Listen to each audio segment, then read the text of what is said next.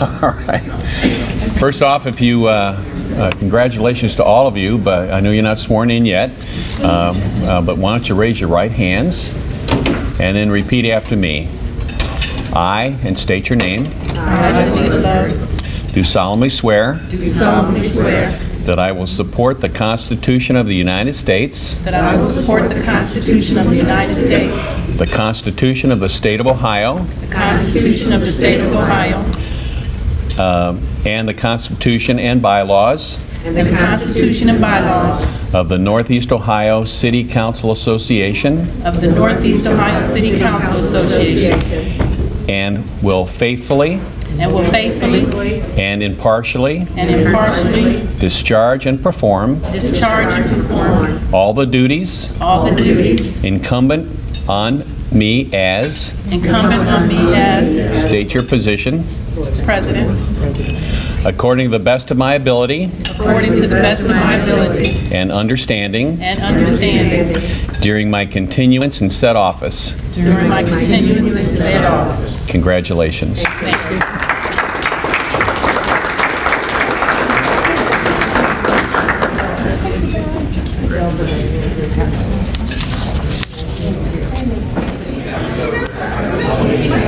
Good evening. We're going to get started with the rest of our program this evening. I'm Peggy Cleary. I'm a member of the NOCCA Executive Board, and I'm a councilwoman from Fairview Park. And tonight I have the pleasure of introducing our guest speaker, Mayor Bill Curran. We'll share some of his, I'm going to share some information about his long and proud history of community and public service. Mayor Curran was elected in 1986 to Hudson School Board, where he served as president and vice president for 3 consecutive terms that ended in 1997. From 1998 to 2003, Mayor Curran served 2 terms as an at-large member of Hudson City Council. He was then appointed in June of 2003 to serve as the interim mayor for the city of Hudson. He was then formally elected to serve as the mayor of Hudson in the fall of 2003, and the voters had the good sense to re-elect him again in 2007 and 2011. From 2006 to 2010, Mayor Curran also served as the past chairman of Northeast Ohio City and Mayors Association. Is that right? The Ohio Mayors and City Managers Association. In addition to being the mayor of the city of Hudson, our speaker currently serves as the co-chair of the Northeast Ohio Regional Prosperity Initiative. He also serves as the vice chair of the Cuyahoga Valley Regional Council of Governments and is on the board of directors of the Northeast Ohio Sustainable Communities Consortium, which represents the Regional Prosperity Initiative. Mayor Curran has successfully collaborated with other elected officials, community and civic groups, and business leaders to work toward government reform at the municipal, county, and regional level. His objective is to create a better environment for economic prosperity in Northeast Ohio. We look forward to hearing more from our guest speaker about the good work being done and his plan to accomplish these goals. Please join me in welcoming Mayor Curran.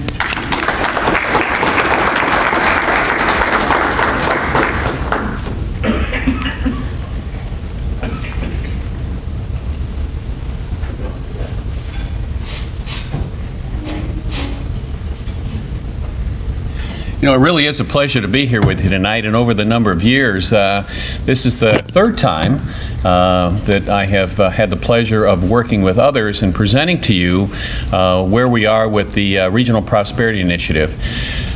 For those of you who have been here for some time, about 5 years ago, the Northeast Ohio Mayors and City Managers Association opted to put their toe in to what they should be and their responsibility to understand what the importance of regionalism is and what role they should play in that. I happened to be the chair at the time, and that led to the creation of the RERS study, which we completed in a year, and we've received some funding from the Fund for Economic Future and contributions from about 35 communities. Many of the communities that you represent here were contributors. We transitioned that information then with a unanimous vote of not only our advisory committee, which was represented by business leaders and political leaders and from across Northeastern Ohio, that are the Northeastern Ohio mayors and city managers unanimously voted to carry it forward and try to create the atmosphere for collaboration. With that, we presented to the Northeastern Ohio City Managers Association, and at the time, Matt Zone was your president. And unanimously, after that presentation, your organization endorsed what we were doing and supported. A couple of years later, we came back as we made some changes to what we were doing. We updated you, and once again, thank you very much. You unanimously endorsed and supported what we're doing, and we hope to have that tonight too. I have a couple of colleagues. I'm not the only speaker this evening, which that should please you. We have Matt Zone, who you've heard before, who's going to open our presentation with some comments, and then I will present a section of it, and then Tom Terrell, who is the managing partner for Collaborex and is on our steering committee, will present some of the updates from the RPI, and then Matt will close with a next steps and how you can help us. And then we want to leave plenty of time for questions. So if you have a burning question during the presentation, let's get it out on the table. If you can hold on to it to the end, that would be wonderful, so that everybody can focus on your question, and we'll do our best to answer it. We don't make up answers. If we don't have it, we'll get back to you. But generally, we've been pretty good about being able to answer the questions on the spot. You all have seen that there has been a continuing growth in collaboration between our fine cities, municipalities, townships. The state of Ohio has heightened that issue. One, of course, with cutting back on some of the funds that we receive from the state, whether we like it or not.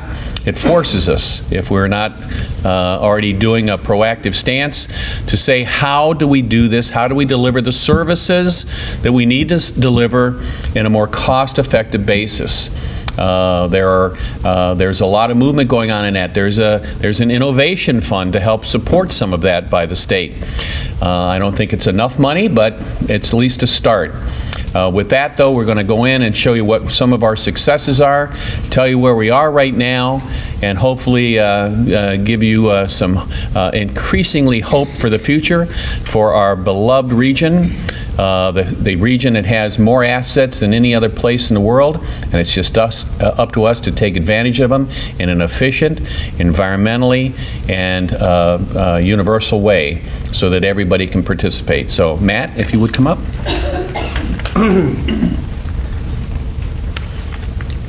Move this back a little. Well, it's certainly good to be back here, the Northeast Ohio City Council Association, and it was my distinct honor to serve as an officer and be so active in this organization. You know, I first became a board member in 2004 when people like Danita Love and others told me to, when there was a vacancy on the board. I would encourage each of you to give serious consideration to serving on the board, and just at some point during this year, you know, mention to one of the officers that, hey, I might have an interest in serving at some point down the road, because that's how we grow. If you want your voices as council members or mayors to be heard, you know, we have to show that through membership, and our organization has had as many as 45 cities that were dues paying member, and there have been other times where we've been down to, you know, the high 20s. So you know, I always say that those who serve in local government are the hardest working officials there are, because we're the closest to the people, and you know, the people feel comfortable with us, they trust our judgment, that's why they elect us, and we have to perform every single day. It's just not every 4 years or every 2 years when you run for re-election, and we need to think differently. And that's really what I've learned through my time in serving in various board positions, all the way being fortunate in 2008 and 2009 to lead this organization. You know, we can't think parochial anymore. It's so easy for us to think about our own little ward in our own little city, or think about our city or maybe our little county. We are so interconnected with one another, and sometimes we get lulled into that comfort zone. You know, that what we're doing is good and it's going to be there forever. I have to tell you, it's not. And it's not Warrensville Heights competing against Shaker Heights, or Beechwood against, you know, a neighboring city, or Bay Village and Fairview. it's quite frankly, it's Northeastern Ohio that's competing with India and China and other countries like that. And that's the way we have to think, and that's the way we're going to grow. But for all of you, I guess as a challenge I'd like to encourage all of you is really consider getting your colleagues on council to get active in this organization and come, and encourage other cities to come. You are our ambassadors, and as this organization grows, the voice of the Northeast Ohio City Council Association will grow as well. That's how I got to meet Bill Kern, and I was actually the vice president mayor when I was approached, and we were always looking for new topics, and I was in charge of the program committee, and so a mutual friend put Mayor Kern and I in contact with one another, and I said, you know, you would make for an interesting conversation. Let's have you come to our organization. And since that time, for almost going on 5 years, Bill, he asked me to get involved. I truly believe with what the Regional Prosperity is doing and working towards is going to strengthen our region. And it's going to make us stronger. So I've had the fortune of serving on the steering committee for a little over 4 years now, and we've really grown. For some of you who've seen this presentation before, we've really retooled it and retweaked it, and we've created some new alliances that this is now that big snowball that's just rolling down the hill, and we really want all of you to be a part of it. I would encourage you at some point, if you would like to learn more about it. We have various working committees and others. We'd be happy to share information with you. But I have two wonderful colleagues here, and I just wanted to kind of tee it up. I'm going to sit over there and do the PowerPoint presentation and hit the button every time I get the nod. And then we're going to come back and talk about next steps after and really get into the questions. So with that, I'd like to ask Bill Kern and Tom Terrell to come back up to the podium. Thank you, Dan. If you go to the first slide. Before we do that, I really have a distinct pleasure tonight to have two council members from Hudson City Council. The Hudson City Council opted for the first time to join the Northeastern Ohio City Council Association. I am absolutely pleased about that. With that, our council president, David Basil. David, would you raise your hand and let everybody know you're here? Okay. David and I have served together for almost 8 years, and actually when I became the mayor, David was appointed to my seat on council, and now he's the council president. And we have our newest member, and I try to tell Alex Kelman is here. He's still using the "I'm really new" card, so that'll wear out here soon, Alex. But he's doing a fine job too. So I'm glad that the two of you are here tonight. On here, the last time we presented was 2010. And I wanted you to know that it just isn't all about conversation. There are achievements that we have made. We've been asked to participate in various things. You certainly know by what's coming out of Columbus that collaboration is a main topic. The governor is insisting on communities getting together, and the legislature is insisting that we find ways to reduce the cost of local governance in a collaborative basis. It is one of our major expenditures here in the state, and some say holds the state back. We are not here to propose community mergers or those sorts of things.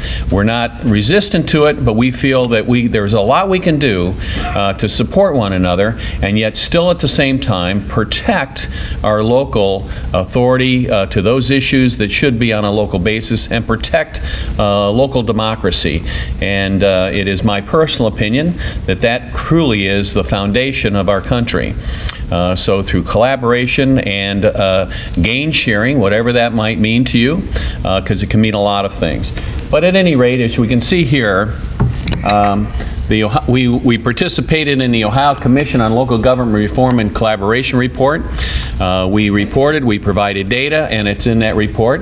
There were 3 entities that got together: the Fund for Economic Future, NOCCA and the Regional Prosperity Initiative to put together a group that applied for the first time ever, even though this HUD Sustainable Grant had been in place for a number of years, and were awarded the first time application $4.25 million. And I will tell you that we were told in feedback from HUD that it was the finest application that they've seen to date in all the years that they've had it. We're very, very proud of that. Again, it was a collaboration to do this.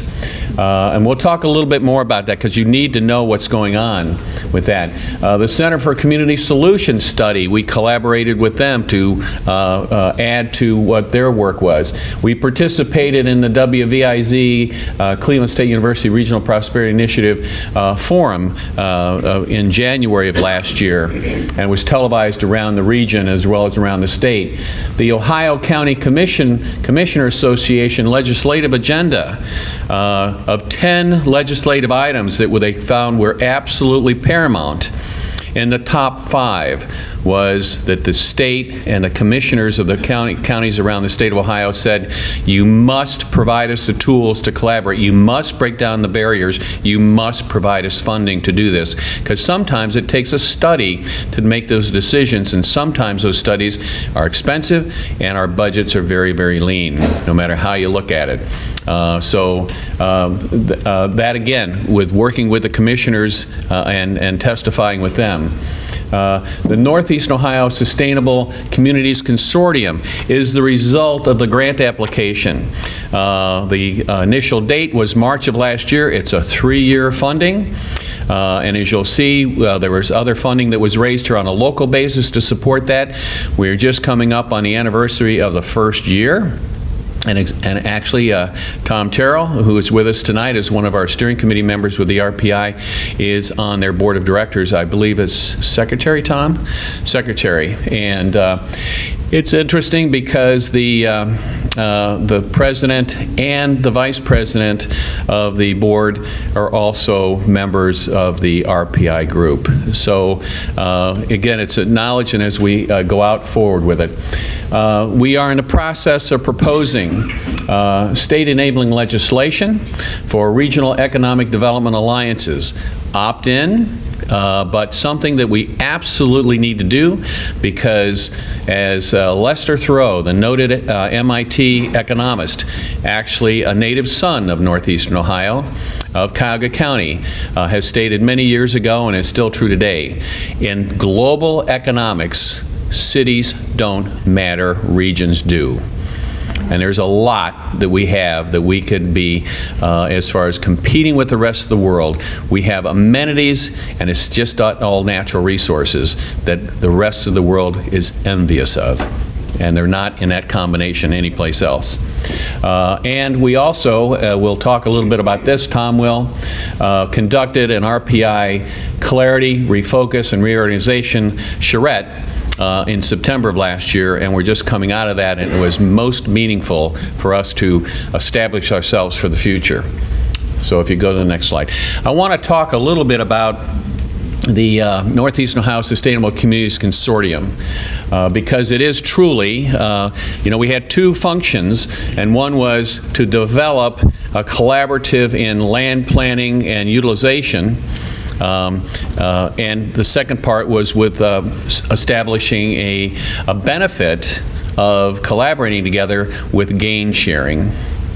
So with that, I want to, for you to know that this is going on. Right now, the board of directors, we have made facilities in Hudson at our library where they meet. After March, they'll start meeting across the 12 counties that represent this particular area for the consortium group. But it is, in 2010, an organization of 23 public and private entities concerned to develop a regional, convened rather, to develop a regional policy plan for a 12-county region in northeastern Ohio. Funded largely by highly competitive, first-of-a-kind, and $4.25 million federal grant from the United States Department of Housing and Urban Development, HUD, part of that new Physical Sustainable Communities Initiative. and it's an interagency collaboration among HUD, the U.S. Department of Transportation, the U.S. Environmental Protection Agency, and also it is a 3-year program. Ladies and gentlemen, it amazes me that we weren't on the threshold of this right from the get-go, but we're there now, and we're working toward, with a major grant from them, and to develop the foundation for what we need to accomplish together. These are the 12, now we cover a 16-county area as far as northeastern Ohio, but HUD recognized 12 counties for this particular study. And it does represent the bulk of the population in that 12-county area versus the 16-county area. But it is Ashtabula, Cuyahoga, Geauga, Lake, Lorraine, Mahoning, Medina, Portage, Summit, Stark, Trumbull, and Wayne counties. Also received a $500,000 contribution from the Fund for Economic Future, which is a collaboration in itself. For those of you who are not familiar with the Fund for Economic Future, it is a collaboration of most, if not all, of the philanthropic organizations in northeastern Ohio. As they saw that a number of years ago, they said, we have to put this fund together because we have to be a part in revitalizing northeastern Ohio and funding those things that need to be funded. And they've done a miraculous job. The consortium members also of this county organization, that area, have pledged, and this is in kind and cash, a lot of in kind though, $2.45 million in funds, in kind matches from staff and other operating and contribution of acceptance. This is a list of, and it's an incomplete list, but I figured you didn't need to have 2 or 3 slides. We picked out some of the organizations that are in this, and I did highlight the Regional Prosperity Initiative. And it's really interesting because the Regional Prosperity Initiative, like you, have gotten together as an initiative on a volunteer basis, and some of us, if not most of us, have put in a wealth of time and effort toward this. Right, Matt? Okay. This will give you a bird's eye view. Here we see, never mind about Mercer County in Pennsylvania for right now. That is tied into the Eastgate MPO, though. 16-county area, but here we see what they call, actually that's a little bit more than 16 counties, but this is the area outlined in blue that is represented by the HUD grant. And I believe, I would doubt if there's anyone here tonight that is living outside of that blue area. Huh? Is there anyone outside that blue area here tonight? Probably most of you from Cuyahoga County. All right. Outcomes, as you can see, I've chosen this one because the outcomes that they expect from this effort and this initiative is collaborative capacity, enabling local communities to develop collaborative solutions to the challenges they face. Pretty general statement, but you'd be surprised of how many ancient policies, hurdles, legislation stand in our way. Truly stand in our way, and especially as far as authority between counties is concerned, stand in our way to collaborate at the level that they want us to, but yet they have been slow to reduce the barriers, and we're going to try to take care of that. If you go back one more time, I want to go to the, no, not quite that far back. I want to go to the community capacity again on the lower corner, and that is enabling Northeastern Ohio to become a more globally competitive, not locally competitive with each other. House divided will always fall. Globally competitive, nationally attractive, and socially equitable. Bill, just on the point of collaboration, we've tried to enter into a relationship with the city of Cleveland, with East Cleveland, just to pick up their garbage, right? We can't do it. The state won't allow us to do it. That's how archaic some of our laws and policies are. And that's just a perfect example of some of the impediments in front of us. And that's a simple one, right? Should be. So the work plan and the framework for the Sustainable Communities Consortium, we see a strong economic base, community-focused economic development strategies that they're working toward, the environment, build environmental and natural systems, centered around, of course, in the heart of this is communities, equitable housing access, and quality of housing. Quality connected places, as well as connections regionally. And in data, it's surprising for us even to act as a region. The data is woefully unavailable as a regional basis, and even a database so we can make better decisions on infrastructure, land use, transportation expenditures, or any number of other things is woefully absent for what we need to do. And that helps every community when we make good decisions and better decisions based on fact basis versus emotion, and is sometimes politically and or economically driven. The data really should generate that, should push those decisions. And of course, there's engagement. Thank you, Matt. If you go to the next slide. Now, they have a website. I encourage you. It's very straightforward, www.neoscc.org. It's updated all the time, as ours is. We try to keep the Northeast Ohio Mayor's, RPI website updated for you. But get engaged, and this is a great way to do some self-education on these issues. So I'm going to bring Tom up to take you through some of what we're doing with the RPI. A couple of slides. Thank you.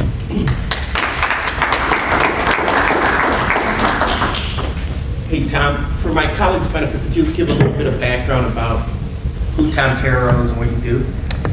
I'm totally apolitical, number one. In fact, the only friend I had in the world till 9 months ago in politics was Bill Kern.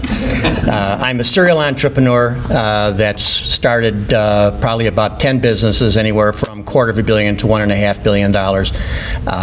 And in 2000, finished doing that and just decided I was going to focus totally on a pro bono basis on regional economic development in 3 specific areas of expertise: environment, education, and entrepreneurism. And so I've spent my time doing that. I started American Steel and Wire in '86. I started the Business Volunteerism Unlimited in 1990. I started Glengarry Capital in 2002.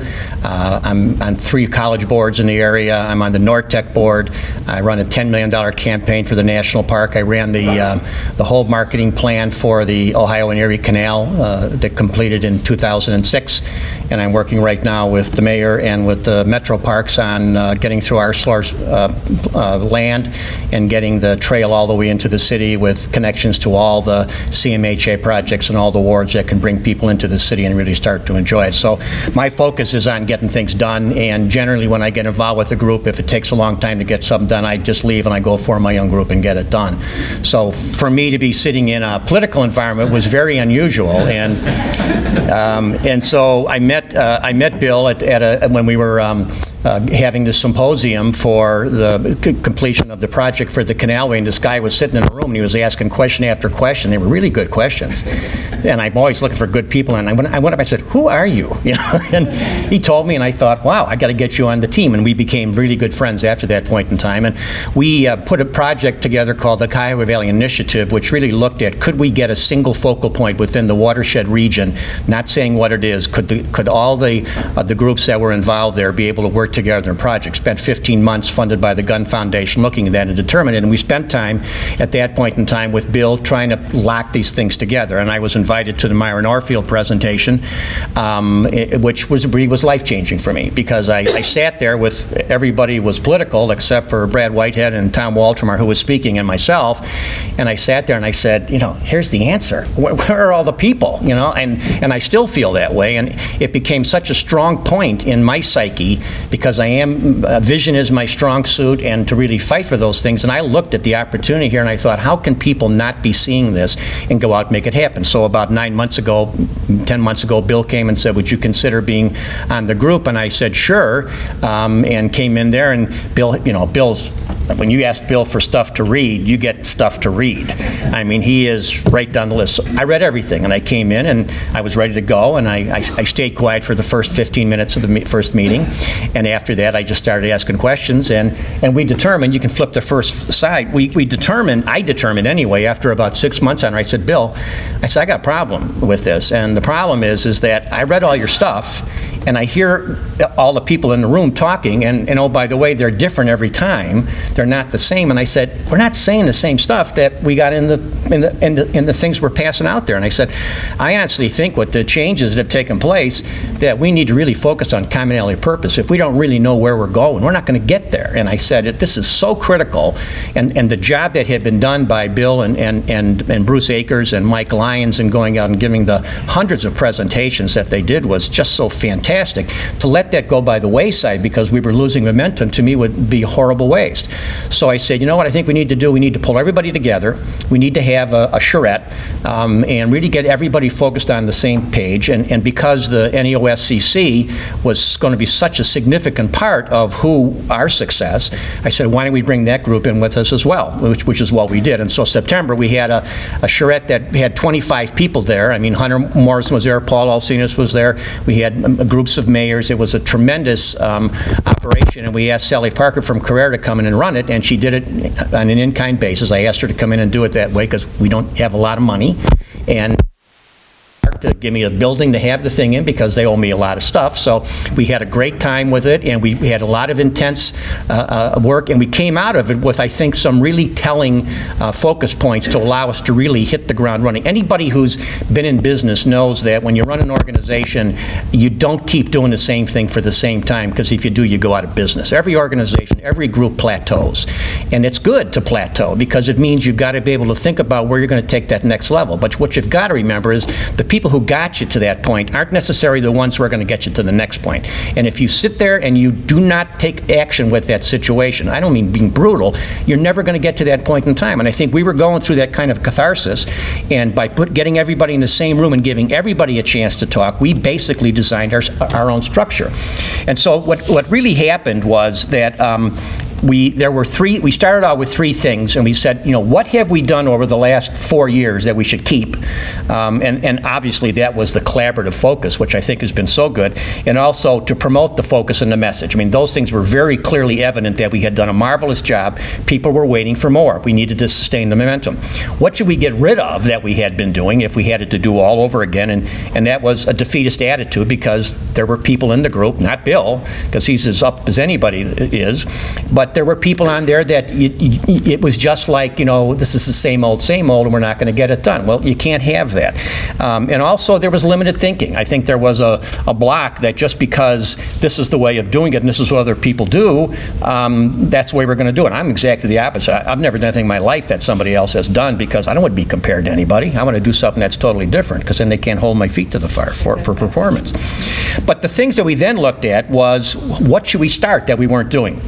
And these are the things we came up with. We needed to really get a clear and compelling case for the Regional Prosperity Initiative, one that everybody could echo and kind of an elevator pitch, and every time we saw somebody, friends, acquaintances, we could talk about what we were doing, and we could do it in a way that they could carry that message on and have a level of confidence that when they listened to Trevisano on the radio or they read the paper and they were down, they could say, you know, there's some things happening here that are good, and here's what some of these people are doing. We took and expanded and strengthened the stakeholder support, because we realized that the work that had been done by the three mayors up to that point in time that had kind of stagnated, and we needed to basically expand that on a synergistic basis. We needed a much stronger, much more focused PR and a messaging effort. We had lost kind of the content person that was our project manager because of, again, limited funding, and we're going to make changes in that. And because of that, people like Bill, who does have other things that he does, has to really carry the load, and you can't really expect 1 or 2 or 3 people to take this message. We also ensured sufficient organizational capabilities. We are using a model called Trans-Organizational Initiative, and we basically dedicated management capacity to that. One of the things we're going to be doing with funding is to bring on a project manager that understands exactly how we're thinking, has been part of that process, participated in the charrette that we had, and was very active in it, because you need to have that background of how it started and what it's there without having to go and reinvent the wheel every time. We organized for action with a lot more rigor and a lot more energy and a lot more challenges. We had to also focus on it. It's very easy when you sit in an organization if you don't have accountability systems. I'm a firm believer with the board is you empower committees, the committees are the ones that drive the process. It's almost consent agenda. They have accountability and measurabilities, and if they don't perform, it's very evident and very visible. And if people aren't really good enough or they don't want to take the time, they self-eliminate. You don't have to get rid of them to be able to do that. So what we're building is a process. We had 16 people in the organization. We had some ad hoc members, and I'm not saying there was nobody that was bad. It was it a priority? Were they there? I mean, why am I there? This isn't, I don't get paid for anything, but, I have other things I can go ahead and do. But at the end of the day, why were they there? Why were they not there? And if you're not going to be there, I don't want you. We don't want you there. If you're there one time and you're not there the next time, you bring no value whatsoever. If this isn't important to you, then you're not important to us. And so we also look then at taking what else were we lacking? On the petals out of a flower, what type of capabilities did we not have as part of this team that we truly needed? Can you flip that? So there were 4 things after the whole day that we came up with that we really needed to focus on. The first one was that, obviously, legislative change, and Matt referred to it, antiquated bylaws and constitutions, and absolutely, this is what makes me tape my head with duct tape. Some of the stuff I just can't believe that goes on, and you got to fight it to change. You got to be a greasy wheel. You got to keep pounding and pounding and pounding, because somebody else is going to back off it, and you're going to end up being a winner. So the first thing we focused on was we've got to have that legislative change. Without that, there's a real limit to what we're capable of doing. So we've enlisted a lot of government help all the way up the ladder, and we're pounding that thing very hard. Bill does a terrific job of that. The second thing is we've got to develop an effective funding plan, one that doesn't, have us focus on, 3 days a week going out to raise money. We need to get something that's going to support us here so we can go out to the things that are going to be strategic. The 2 important ones to this group, however, are the next 2. The first one here, or the third one, being the combination of RPI and NEOSCC. When I first was informed on the Sustainable Communities Consortium, it excited the heck out of me, because I didn't look at it as, here's a piece and we're going to be able to do this. I looked at it as a journey, not a destination. The opportunity for us to take something and do what no one else has been able to do with all the grants that have given out there, and to forget about the tight confines that HUD keeps you in, because they're not looking to get the same thing back. Even though the stuff says that, there's no way they're looking for that.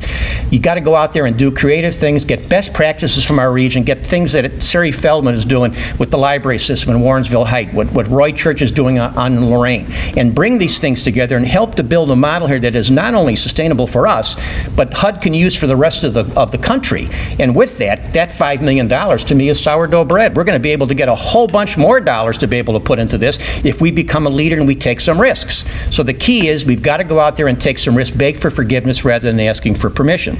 And I think we've got to take a look at the way we define this whole system as well, because the focus and the role of the initiatives, the areas for collaboration, we've got to have a commonality of purpose where everybody understands what we're doing and why we're doing it. And again, when they go out of the room and there's nobody there to support them, they can basically say the same thing in different words. So when you take a look at all these little paragraphs that come together, everybody understands what we're about. And then the fourth one, which we've probably been very deficient at, was to communicate and expand a circle. When the mayors were doing the job that they were doing, everybody was listening to that process. But we need to find a way to follow up on that. Once you get to people and they have a voice in giving something back, you must reach out to them and continue to tell them what's happening and ask for input, and then use some of that input and go back there, because what you're looking to do is to give everybody a half-full glass of water person. That's all you really care about, so they don't shoot you in the back when you turn around. And if you can go ahead and work towards that, you're going to be successful. So those are the 4 things that we really focused on. The one thing that I think was really important that we accomplished, we picked, I should say 2 things. We picked about 12 more people that included Jim Rakakis, and all of you have seen what he's done with Intercity Landing. You saw the 60 Minutes program, and Jim is phenomenal. Brad Sellers with what he's doing in Warrensville Heights. Don Connectus, who used to be EVP with Poly 1 and is Mr. Lorain County. Sari Feldman, who I think is one of the brightest people I've met in the world, and what she's doing in library systems here, I think is absolutely revolutionary. Paul Alcinas, who's the director of the Cuyahoga County Planning Commission, and he's He's one of the brightest guys that it operates as a non-politician in one of the toughest political environments, as we know by looking at the trials that we see going on here. And Paul has always maintained his focus, and he's as active in Akron as he is in Cleveland. So we've got people now who can challenge the standard. They can go ask questions. They're going to drive the process. They're going to make everybody else better. They're going to pick up the level. And we're going to a committee session, forming committees. Well, the committees will be responsible for planning. They will do it in the Dropbox. Everybody's an adult. You'll read it. We'll come in, spend 5% of the time on what happened and 95% of the time on what do we need to get the legislation done, what do we need to be able to do to help out the NEOSCC. And then the last thing is, and I think one of the most important ones, is we looked at what our purpose statement was, and I think so many times in Northeast Ohio, you don't take the time, people don't take the time to do preparation of service. We've seen it. We talk, and then all of a sudden we have to be put into action, and we make this real quick rush to judgment, and it's usually wrong because we really haven't taken the time to decide it. You've got to spend your dues in preparing the surface, and if you don't, it's a mistake, but you've got to do it well in advance of when you're going to need to get it done. One of the things that people don't like here, obviously, is getting stuff shoved down their throat, and so consequently, any group that comes out and says, we're going to do this and we're going to do that isn't going to go very far. So we took and tweaked just a little bit in the process when we talked about the purpose of RPI, and rather than say that this is who we are and this is what we're going to do, it all came down to the fact that what we're doing is we're establishing conditions for cross-regional economic viability, establishing conditions. We're giving people the stage on which to dance. How they dance, the quality of their dance is up to how much time and energy they put in practice. But we're going to get the stage out there to them and support them in any way they can, but we're not going to tell them how to do stuff.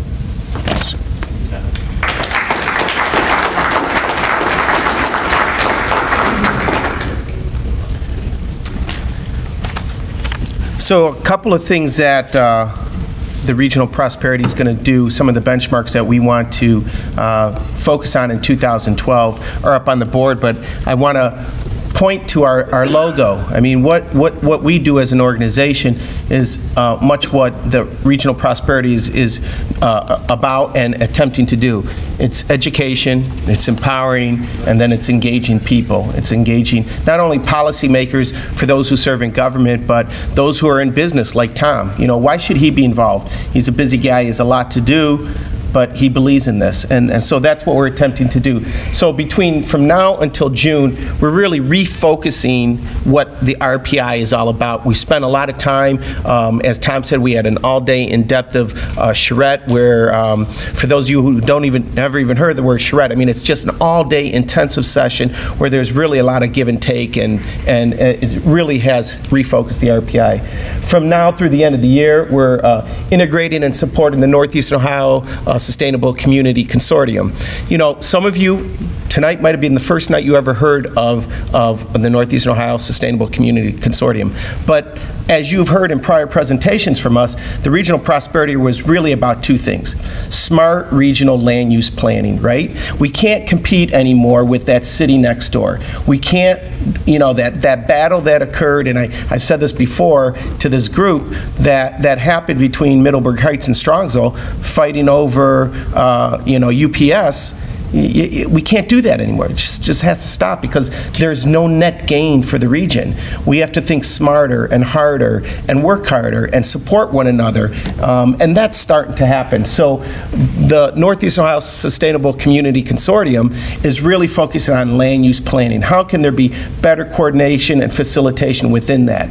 The RPI is starting to focus on other stuff as well. So from July until December, we're going to continue to do continuous outreach. Tom rattled off several names, and this 12-county region that we're focusing in on is really representative now on not only the steering committee, but the working groups as well.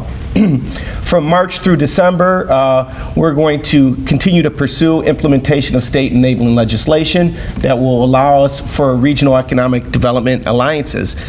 We've gotten some terrific feedback from the state legislature, right? Some crazy decisions has come out of that state legislature, as we know, and we have a governor right now who's trying to squeeze as much as he can out of the turnip. And we're all trying to do that within our own cities. But we have, I think, an administration in Columbus that's very receptive to what we're doing. We have people in the House and the Senate who are very receptive, very excited about what we're doing. And soon you're going to see us to allow us to have the proper legislative authority to enact this as well. So, what can each of you do? Well, you can start by helping to educate on all of the benefits of this collaboration. And we're seeing it already. All of us have been involved, whether in elected leadership position, but just as, you know, a citizen, whether it's Jane or Joe's citizen in the city that we live. You know, 5-6 years ago, were there municipal services that were shared from municipalities? Not really.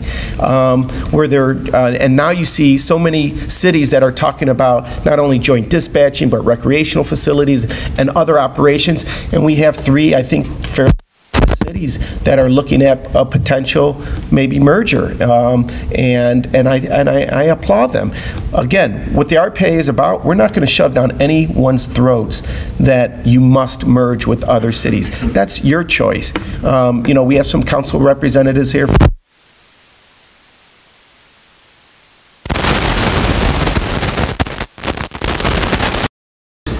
All we want to do is create the opportunity that if you so choose, you don't have so many hoops to jump through. You know, engage your constituents and listen to their concerns. You know, part of what we do as legislators and policymakers is we have to empower our residents to make decisions. I know how I operate in my ward is I engage my constituents on an issue, we find out where the consensus is, and then we move that plan forward. We're just an extension of them. That's what the RPI is about, and we want you to become ambassadors for the RPI as well. We're going to continue to schedule forums as we've now retweaked this. So if you think there's an opportunity down the road, probably 2-3 months from now, Mayor's at probably fairly a good time. You know, after we're done with our presentation, the Q&A, ask us if you want to invite us out to one of your chamber organizations or one of your city council meetings or whatever. You know, we're very approachable. We want to be there for you. And give us your feedback. You know, I believe in, and I carry this card in me, and it's all ratty, and I pull it out because when I first got elected to city council, I was frustrated going to block club meetings, and they were just complaint sessions, and they were always looking at me to solve their problems. And you know, I learned through a very wise old college professor of mine that, you know, divergent dialogue is good, it's healthy, but you just have to create the ground rules to allow that to occur. So we created the community dialogue forum, you know, where you listen to people, you let them put their views on the table, even if they're extreme. You might not necessarily agree, but you have to create the conditions to do that. Some of you here might think that the RPI is not for you. That's fine. We want to hear what you think about it, but we want to at least create the atmosphere so the conversation can occur, and don't shoot it down just because your own personal opinion is about that. Remember, you represent thousands of people, and there are thousands of opinions that you represent, and your opinion is not the most important opinion. We're just an extension of our constituents. So at this time, I would ask, you know, we'll call on you and ask your question, and either Mayor Kern, Tom, or myself will field the question. Don Saunders. We're ready to go, I guess. First off, I applaud your effort of doing this. City of Bedford's been involved in collaboration now for several decades, really, between garbage and even neighboring communities. Now we use the same dog catcher. We've merged our fire departments from the old Bedford Township to a certain degree. These things are being forced on all our local communities because the state's budget cuts, instead of them truly balancing their budgets, they're stealing the money from the locals in order to be able to do this. But the problem is you need to go on some type of PR campaign, because most of your residents think that you're trying to take their identities away. And that's been something we've faced for years in into resistance and a big factor, because some of your older communities, of course, feel that they've been around for 100 some odd years. You know, they don't want to lose this, and they feel when you start sharing this and sharing that, eventually it's just going to merge into 95 communities in the state, your 7 big municipalities, and then the 88 counties. You've got the state who's pulling the rug out from under you all the time too. The biggest one that's sitting in the legislature now, of course, is the income tax issue, where they want a central income tax. For our community, that wipes out almost 20% of our income tax, because they don't have the collection rate that we do. How do you feel, or what are you proposing to get the general populace involved in this? Because it's fine to get us elected officials, because we see it every day and the need for it, but we've got to get the people involved and educated on this. Okay, good question. Provocative comment before the question.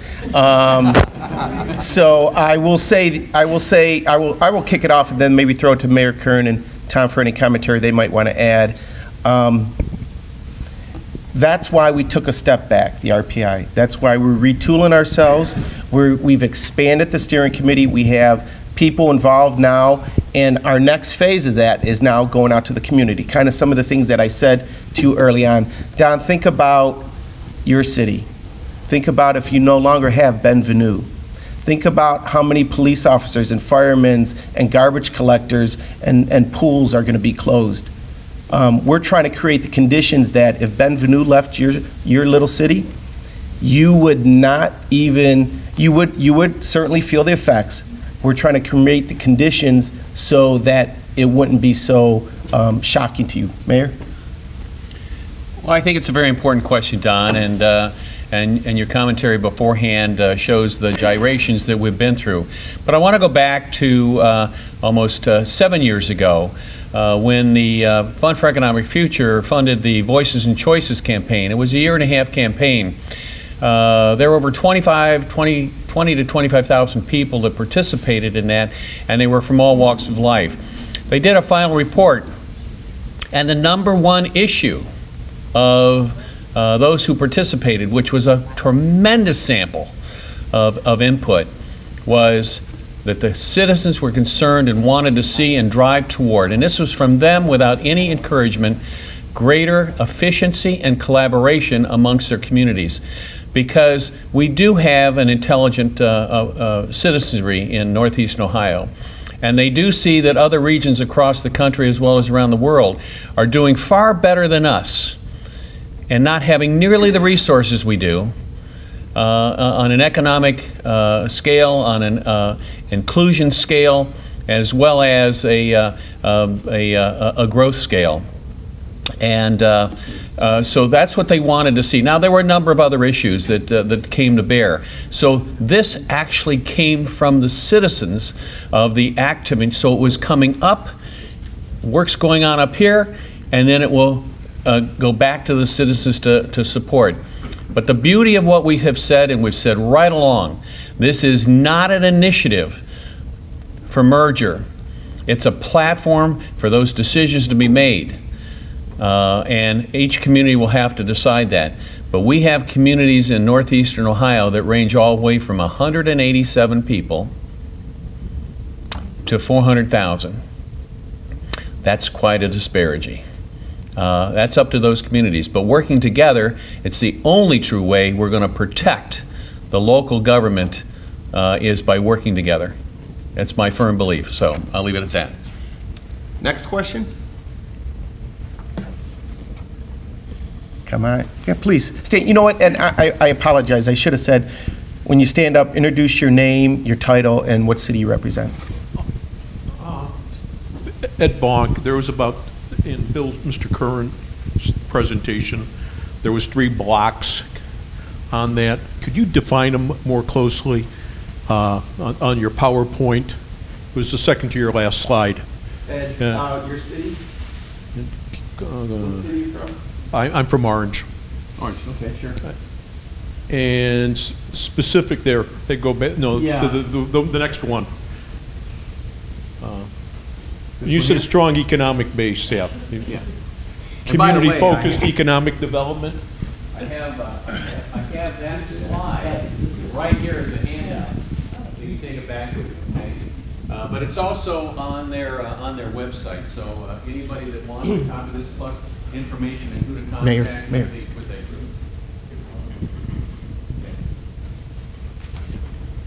The issue that it is those are the 5 work streams that the NEOSCC has picked as the major focal points for them to focus on. And what they've done is they've taken a group of people and they've divided them up into subcategories, and each person is on those 5. The other 2 at the bottom are not working groups. Those are basically, as Bill said, we don't have any data available, and then the whole engagement piece. So those are very specialized.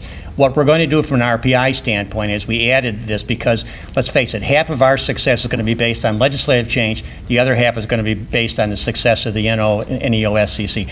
I don't ever saddle up a horse to come in second place. And I looked at this thing. I said, we're going to get people on each of these committees and make sure that these things stay focused. So we're going to put 1 or 2 of our own people on these things to make sure that we've got our points and we're able to get some things done from the PI standpoint. But it is going to be really, we're going to be judged on just how successful this was. I guess where I was trying to get to was how much is the burden of local government holding back the economic base, and how much is lack of private sector investment in this region, since we have huge capital flows of intellectual capacity and dollars outside the region? Well, you know, I don't have the numbers on me, but I do know that in the last number of years, the angel fund capabilities here in Northeastern Ohio have grown substantially. There is an analysis of what it costs us. You know, in the state of Ohio, we have 3,800 separate taxing agencies. In Northeastern Ohio, we have approximately 400 different taxing agencies, as well as, whether it be a municipality or a township or whatever, we have a considerable amount of fragmentation, and haven't really had the platform for the collaboration, whether it be a township, and that's a whole different governance structure, or a village, or a municipality. But I can tell you this, that there is, on the horizon, there is an economic boom for Northeastern Ohio and Eastern Ohio more generally because of, and hopefully we will not squander this opportunity, and we'll do it environmentally correct because of the issuance of shale oil and gas. It is in abundance in Northeastern Ohio. We actually have 2 sources, the Marcellus and the Utica shale, and it's going to add to it. Now, I know there are environmental concerns, and they certainly have to be addressed. There's no doubt about it. But one of the things we were talking about at our table tonight with Tom was focusing on place-based industry and economic strategy. Place-based being defined by that it's not easily removed from Northeastern Ohio, as we've seen some of our manufacturing base in the past. And we're using our location and our resources to draw in those economic sectors that are appropriate and will become place-based. And it's important that they stay here and it's not easily sent somewhere else or even mimicked at other places. That's a general answer. I'll see if Tom has something more specific, because he's more of our serial entrepreneur. For most of my life in Ohio, I came here in 1986 from living in 18 places, but I'm from Chicago. It's been same old, same old. We're an evolutionary region, and very few people take risks. In order to be great, you got to take risks. And people here think evolution is really the right way to do it. Well, it is right if you don't want to make a mistake. If you're going to make a mistake, you go ahead and take creative risks, because you are going to lose. But we vilify people who do that, and that's changing. We're changing it hard. In 2009, the Fund for Economic Future came to Nortec, which really, to me, was just, you know, really wasn't anything driving it. They were driving an evolutionary change, and they said, we're in our third round. We're not going to fund you forever. You're taking too much money. You got to re-engineer yourself. So they went to 15 board members and analyzed what needed to be done, and they divested themselves of Jumpstart. They divested themselves of Team Neo, and we went out, did a nationwide search, and brought in a woman by the name of Rebecca Bagley, who has been one of the best things that has ever happened to Northeast Ohio. Here's a woman that basically was a teacher, then was an investment banker, and worked in many of the economic development agencies in Pennsylvania, creative leadership, and made Pennsylvania in many ways what they are today. We were very fortunate, and quite frankly, me surprised to get her. She was very smart. When she came in here, she's a quick study. She moved to Oberlin. She felt, I'm not getting involved in this thing, east-west, south and everything else. And she said to me the other day she didn't realize how important the decision was. But what she has done is analyzed our region, realizing that we have limited resources that aren't going to get any greater. And the fact that we are such a disparate region has come up with a cluster approach to economic development that says we're going to have people focus on these things without shoving it down their throats. Now, they selected alternative energy, flexible electronics, and medical biomedical for the 3 clusters. We're good at those 3 things. The hard negative is there's a whole bunch of other people doing it. They're not place-based. They weren't born and raised here. And so therefore, what we've really done is given ourselves the ability to have to accelerate putting in customers and suppliers and in-kind partners to be able to build this significant organization that it is difficult for an individual company to move. The problem that you face, however, is just as in the Valley of Death with funding, when an entrepreneur started a company here and they couldn't get local funding, somebody would come from California and said, I'll give you $10 million, but you got to move to California. We lost a company, we lost an entrepreneur, and we lost jobs. Well, what we've done is taken the price of poker up to now where somebody comes in and says, I have $2 billion. I want you 10 companies. I'm going to build you a complex in Palo Alto that's going to have streams and a health club and everything else. We've got to have protection against that piece. She is a brilliant person and is accelerating that process and still at the same time looking at alternative measures. But we, for the first time, have focused our energies on those specific things and are really making some hay. Danita, I don't know if you've ever had Rebecca come in and talk to your group, but she would be outstanding because you take a look at the last 10 years, there's no question in my mind that she's been the most significant addition to the region. She gets it, and she's got a presence in Washington. People are listening to her. The model that Nortec has today is being taken in by the Obama organization. Not that necessarily I'm a fan favorite, but at the end of the day, economic development is looked at, whether you're Democrat or Republican, how are we going to create the situation? And she's got a presence, a blog. They're listening to her. The Lorain County Community College Glide Innovation Fund started out as a 501c3, only one in the country. Took 4 years to get the IRS to accept it. I'm a vice chair there. They've done 80 companies. 76 of them are still in business. Unbelievable statistic. The Obama group has come in and said, this is the #1 organization in the country. We're going to take this and mimic it in other areas. These are the things that people have to realize that are happening from an economic development standpoint. But the only way you get there is by designing a web where everybody is working together in centers of excellence and not on individual, non-selfless operations. Selflessness to me is the key word. If you give yourself up, and you take some risk, you're going to end up betting for it. But many of us have never gone and done that because it's comfort and protective. We got to change the world. We got to be revolutionary. Let everybody else be evolutionary. The only way we're going to get ahead is if we try to be revolutionary. That was a great question. I mean, look at what Lake County is doing right now. Lake County is thinking on raising their sales tax. If you think of just the sales tax disparities that occur within that 12-county region, you heard Mayor Kern mention 400 taxing authorities. You know what the annual GDP of those 400 taxing authority is? It's about $180 billion in Northeast Ohio. Do you know what it cost, the cost to run those 400 taxing authorities? 10% of that, $18 billion a year. And there's so much duplication. It's like, the person who's just spinning the wheel and they're not going anywhere. We're hoping to change those conditions to go somewhere and make Northeast Ohio go. Next question, please.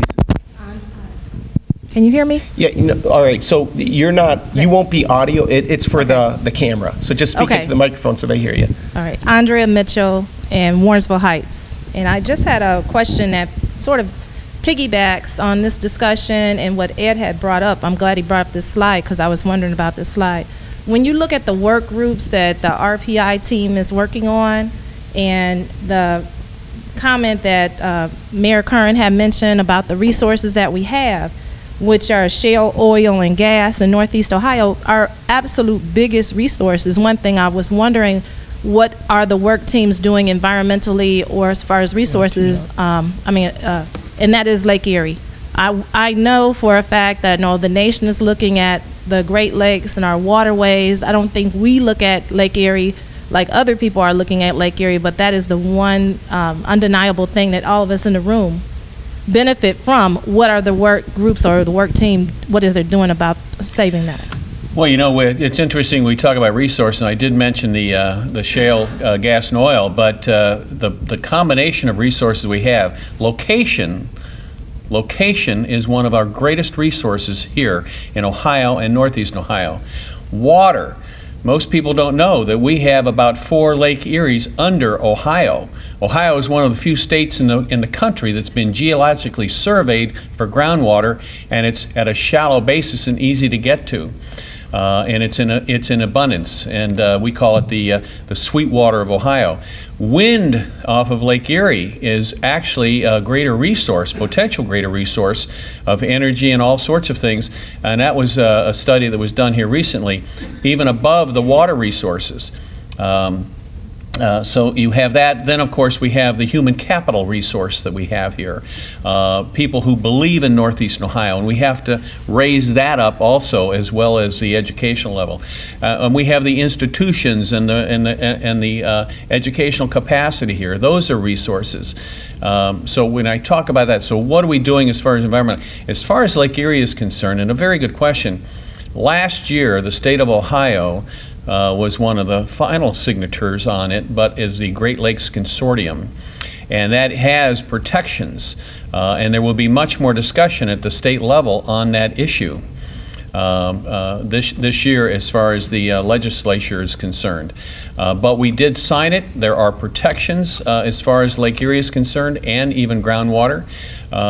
So I think that will be one of the major addresses. We are probably one of the we probably, in the state of Ohio, it has been suggested in a number of articles, are ahead of the curve as far as regulations on the gas and oil. But we're still not quite there where we need to be, so that there's a fine balance. We don't want to chase it away. It's a resource, but we have to do it environmentally correct. And the governor has articulated that time and time again. And we do know that this year the legislature is going to take another look at where we are as far as those regulations are concerned. But we can't make such regulations that it stifles this advancement of what it will mean to Ohio, because that energy now is in the heart of the industrial area of the United States, which is the Great Lakes. And we're only one of 17 shale resources across this country of ours.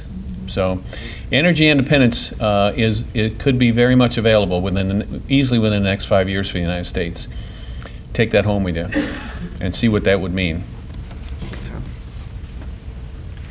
The question you bring up is great, because you talked about two things that are place-based.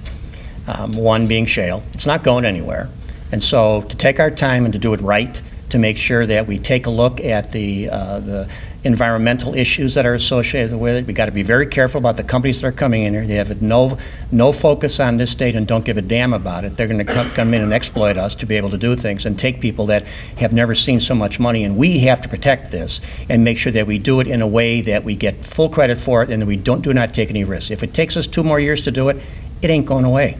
It's not going to evaporate, and that's what we've got to step back and be able to take a look. But it is a place-based asset that we can go ahead and really advantage, and let's go to the world and do the thing right and let everybody else have the problems. The second thing from freshwater standpoint is we should be the provider and the technology provider in the world for freshwater. There is no reason we should not. We got Milwaukee trying to do things. We got Toledo trying to do things. Milwaukee gets a lot of press. They've got this big organization. Everybody from Akron goes there. They have no substance underneath it to be able to drive the process. Right now I'm working on a consortium in biomimicry, Great Lakes biomimicry, to basically take a look at freshwater and put together an exploratory, because we have failed miserably every single time we've touched freshwater in this region, because there's been no commercialization people behind it, no business people behind it, and nobody has been willing to pick up and run with the ball.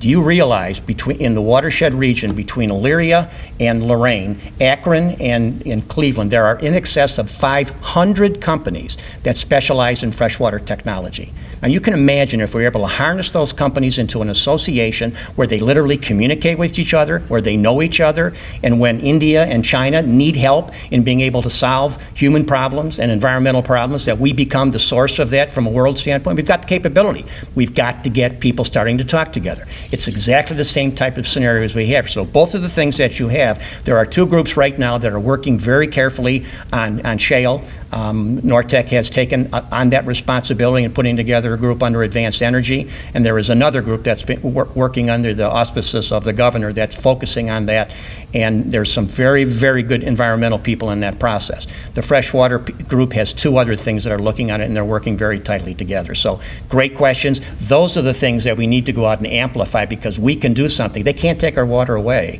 if we're smart. They can't take the energy away. So that's what we've got to build our future on. Patty Astorino, Brook Park, Ward 2. Patty Astorino, Brook Park, Ward 2. So everyone can hear. Go ahead, Patty. Wouldn't it be beneficial for us to, with some of this money, to think about using Lake Erie instead of purchasing our water and our stuff from Cleveland at this time when everything is so expensive? Wouldn't it be beneficial for us to look into maybe branching out and becoming our own water systems as regions instead of, you know, I know it is a regional system now, but I mean, but not so big so that Cleveland can't be charging us so much for our. Well, Patty, let me attempt to take that question first. And then also, wait, finish your comment though. Right, and then also. This is where the kind of the gentleman's agreement has come for the no land poaching too, also from this, right? Right. Yeah. That's all. And I just wanted to throw Sure. that out when it says Lake Erie. I know that's one of the biggest things Right. in our area is they don't know what that is going to mean financially. Sure. And at one time we all had treatment plants and we had those kind of things, but we have allowed them all to go away. Where Right. now that might not have been such a good idea. Right. Great question, Patty. Let's think about where most of the people who live in your cities, their ancestors lived at one point in time. They lived primarily in the city of Cleveland or the first ring suburbs. That water system is, you know, over 150 years old. And at a time when cities and municipalities could have and buy the water in bulk and have their own systems and ability to purify it and send it through their respective cities, we can't do that anymore. And I know it's a very provoking conversation that Mayor Clough is engaged in right now to try to start his own water system, but there's been billions of dollars over the time that system's been in place that has been invested. I wouldn't be surprised if 15, 20 years from now, we have a regional water system. The problem with water delivery and the reason with costs that are going up, it's just maintaining the infrastructure of an older system.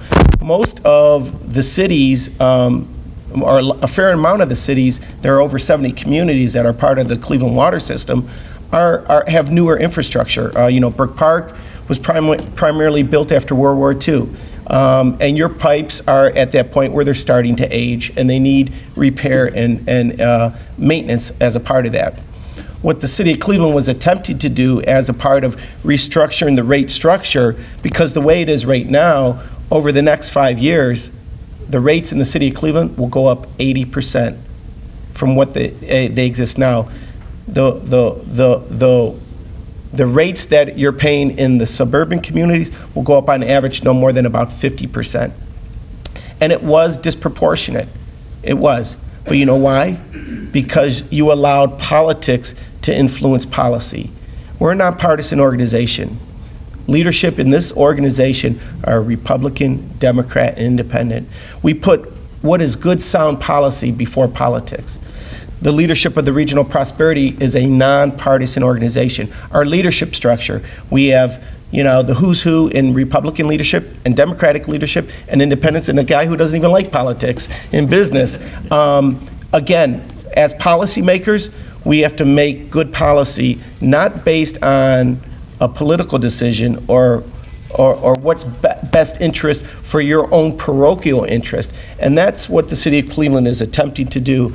I will be the first to admit, because I used to chair the Utilities Committee for 4 years. I haven't for the last 2+ years now. And I really took it to them. And I was the one who pushed for and helped craft and write the poaching agreement, and held forums that this organization participated in, and really pushed our system to become more equitable to our suburban brothers and sisters, because that's just the right thing to do. We cannot continue as a region to not have a fair playing field. So that's what the system is attempting to do. I think what Mayor Clough is doing is actually healthy, right? It's a divergent conversation. It's not the same status quo. Financially, it might bankrupt his city if he goes through with it, and I think he's going to realize that at some point in time, with the costs that will be associated from separating from that system, because Bay Village needs water, North Olmsted needs water, all those communities need water, and the lines run through his city. You just can't cut those other communities off. So if I was in other cities, I'd be mad as hell. And I think that this is a very provocative conversation that might lead someday to a regional system. Is that such a bad thing? I don't necessarily think so. And I don't think you will see, at least myself, stepping in the way of that. But that's something that has to happen, and I think we're starting to see that now. Any of you want to attempt a Cleveland? Okay. Great question, though. Next question. Hi, Alex Kellerman. I'm with Hudson Council, as we said before. Sure. I'm new to the council, but I'm not new to following the RPI. And I, first of all, want to commend you for the retooling and the process you did to kind of get a new start and bringing new people in. But one thing I didn't hear tonight and I was concerned about is, you mentioned Myron Norfield, Tom mentioned Myron Norfield, and the earlier presentations you had, basically you said there were two elements to the plan, land use planning and revenue sharing. Now I don't hear about revenue sharing, so basically I'd like to ask, is that issue off the table now? Okay, so I'll start the first part of the question. I always tell my colleagues this too, and you stole my line, Mayor. The day you raise that right hand and you're sworn in, you're a councilman, and all the duties and responsibilities that come with it. So welcome to our club. It's a tough job. And Tom, you want to kick that one off? I think actually you've got the answer to that one. I was going to give you an opportunity to have him be the closer, but Mayor? That's fine, that's fine. I think, your point's a really good point, and obviously you've paid attention to the RPI. So, other than running for council, you've been involved with what's been going on in that process. The whole focus on what we do, basically, again, is establishing a stage. What I really learned in coming into the group was the force-feeding approach wasn't going to work in being able to get all of these things done.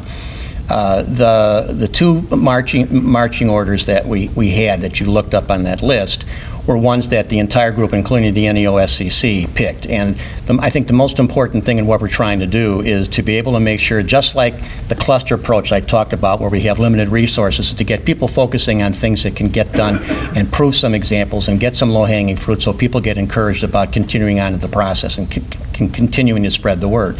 And the communication piece has really fallen down on this. But Bill has been involved with this for a lot longer than I have, and I got on this thing simply because of his energy and his drive and his vision in the process. And he's had a tough battle because having run for the mayor's office and taking a beating from some people there, and as he goes through the communities and is the spokesman for this situation, and he's been absolutely adamant and steadfast in this process. And there are models out there, and I think we're headed in exactly the right direction with some of the tweaking, but I think Bill's gone through this. I think he's much more qualified to give you the in-depth answer for it. Alex, the answer is no. It's not off the table, but what we have done is we've expanded it to resource sharing, and we've talked about this before. What makes sense as far as if we're going to collaborate together, then we should, as we grow, we should be able to benefit together. Now, let's take an example just with economic development. You know, as opposed to fighting one another, and we have example after example where communities have gotten into these long drawn-out tax abatement issues, scrambling to attract a company, and then when the company does locate someplace, the abatements have taken place, and you council people know this. You know how difficult this is for those of you who've been in place. There's no benefit to the community other than we've retained the jobs, and yet we still have to provide the services. So I'm not saying that there's not an appropriate time where we have to do abatement or put a roadway in or help a company to locate.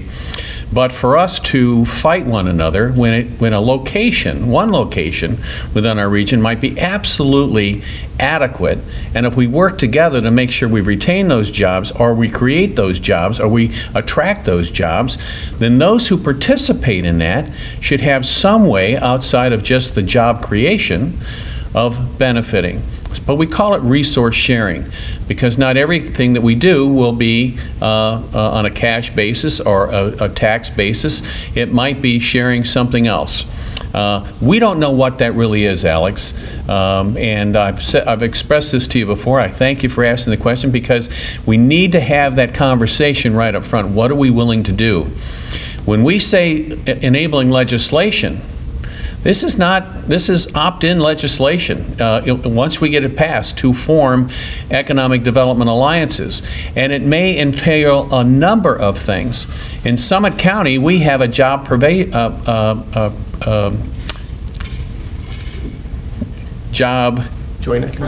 preservation. Thank you.